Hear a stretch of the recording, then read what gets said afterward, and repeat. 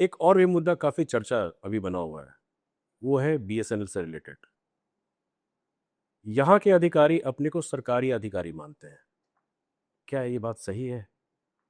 देखिए,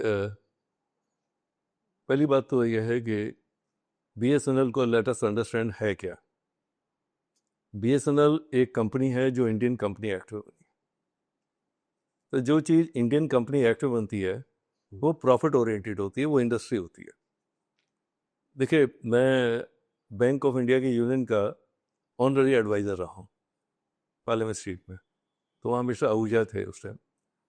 तो एक केस को उन्होंने मेरे को शास्त्री अवार्ड और देसाई अवार्ड की बुक दी स्टडी करने के लिए। जब मैंने वो अवार्ड पढ़ा तो आई वॉज शॉक्ड। तो मुझे उस दिन पता लगा कि जितनी पीएसयू के एम्प्लॉई हैं वो सारे कॉन्ट्रेक्चुअल एम्प्लॉई हैं और उनको सैलरी नहीं, उनको वेजेस मिलते हैं। सेंट्रल गवर्नमेंट के अंदर वेजेस, उनको वेजेस मिलते हैं और सेंट्रल में पे मिलती है, इसलिए इनका पे कमीशन बनता है, उनका वेज सेटलमेंट होता है पीएसयूज में? पीएसयूज का, सारे पीएसयू? सब पीएसयूज का। इनको डोमेस्टिक इंडेक्स पे डीए मिलता है, उनको इंडस्ट्रियल डीए मिलता है। अच्छा। ठीक, दोनों का एक इन प्रिंसिपल डिफरेंस है।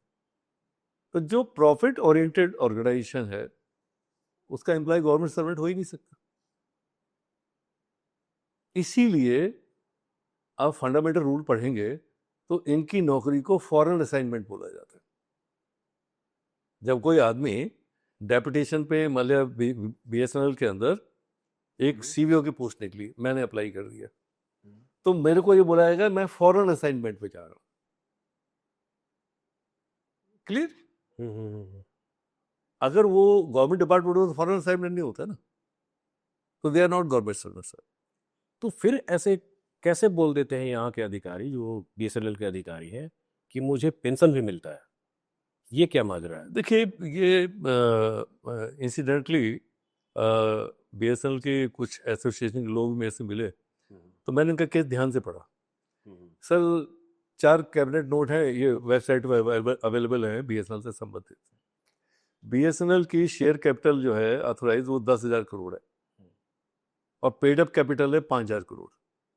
5,000 करोड़ के सारे शेयर गवर्नमेंट ऑफ इंडिया के पास है। तो गवर्नमेंट ऑफ इंडिया के का संबंध बीएसएनएल से सरकारी नहीं है, एज ए इन्वेस्टर है। अब क्योंकि ये इन्वेस्टर है इसीलिए ये उनको पेंशन पे कर रहा है। वो पेंशन इसलिए नहीं पे कर रहे क्योंकि गवर्नमेंट है, डिपार्टमेंट है। वो पेंशन इसलिए पे कर रहे हैं कि ये 100% इसको ओन मैं कर रहा हूँ, तो मैं पे कर रहा हूँ। आप भगवान ना करे कल बीएसएनएल, इसका मतलब ये पेंशन नहीं हुआ? नहीं, पेंशन तो है, वो सरकारी अधिकारी कहलाएंगे? पहली बात तो ये ना ये पेंशन सुने कि जो 37A है, rule 37A CCS pension rule 1972, उसका सब रूल है 22। उसके अंदर उल्लेख किया गया है कि बीएसएनएल के लिए एक स्पेशल अरेंजमेंट है। उसके अंदर बोला गया था department of telecom shall specify, word use किया है, shall specify the provision for the payment of pension and the family pension. तो इसका मतलब कोई पर्पस था, क्योंकि पेंशन रूल में तो ऑलरेडी स्पेसिफाइड है कि फैमिली पेंशन कैसे पे करनी है पेंशन पे। उनका शेल स्पेसिफाई, यानी कि you have to make a new arrangement and for that purpose the BSNL will pay pensionary contribution to government। जो गवर्नमेंट एक फंड बना रही जिसमें पेंशन मिलेगी, वहां पेंशनरी कंट्रीब्यूशन था, आपने पेंशन कंट्रीब्यूशन दे दी। There is fundamental difference between pension contribution, pension contribution जो है FR 115 में दिया जाता है, और इसलिए दिया जाता है कि मैं एक सरकारी ऑफिसर हूं, मैं आपके पास किराए पे आया हूं फॉरेन असाइनमेंट पे, तो आप मेरा किराया दे रहे हैं पेंशन कंट्रीब्यूशन उनको, क्योंकि जिस पेंशन जो सेवा में केंद्रीय सरकार को देता, जिसकी एवरेज मुझे पेंशन मिलती, वो सेवा में किसी और को दे रहा हूं। तो जिसको दे रहा हूं वो मेरा पेंशन कंट्रीब्यूशन दे रहा है। क्यों दे रहा है? क्योंकि मेरा केंद्रीय सरकार में एक पोस्ट पर लियन है। तो बीएसएल के तो सारी पोस्टें आ गई।